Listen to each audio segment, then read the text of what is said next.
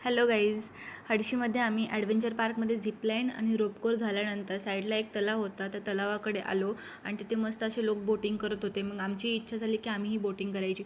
मग तिथे गेलो आणि तिकीट काउंटरला जाऊन तिकीट वगैरे घेतली. पर पर्सन 100 रुपीज असं काहीतरी तिकीट आहे. तर मग तिकीट घेतलं आणि आम्ही पूर्ण 7 जण होतो.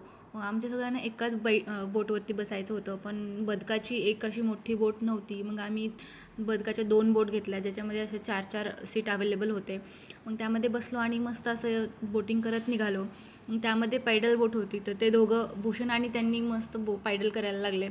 मग त्यांचं म्हणणं असं की तुम्ही दोघी मस्त बसलायत आणि आम्हाला तुम्ही करायला लावताय.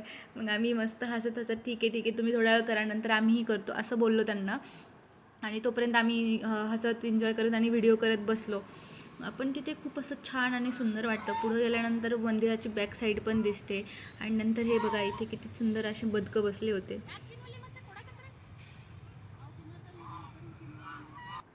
आणि त्यातलंच एक बदक साईडला मस्त असं एकटं एकटं पोहत बसलं होतं. त्यांच्यापासून सगळं वेगळं. आणि नंतर मग या दोघांना आम्हीच म्हणलो की तुम्हाला जर कंटाळा आला असेल तर आम्हाला सांगा, आम्हीही चालवतो. आणि समोरच्या बोटमध्ये राहुल, निवेदिता आणि मोहित होते. आम्ही त्यांना हाय करत करत निघालो होतो मस्त यामध्ये. नंतर मग त्यांना म्हटलं की तुम्ही बसा, मी चालवते. मग मी चालवण्यासाठी बसले. मला अगोदर वाटलं हे दोघं इझिली चालवत आहेत, खूप इझी आहे काय की, पण नाही, इझी नाही आहे चालवणं. आणि वरतून एक माणूस जात होता, त्याला आम्ही खालून पाहताना खूप छान वाटत होतं. नंतर असंच करत करत झालंच, बोटिंग करून झाली. आणि मग सगळ्यांना एवढी तहान लागलेली, कारण ऊन होतं, म्हणून आम्ही मग इथे उसाचा रस पिण्यासाठी थांबलो.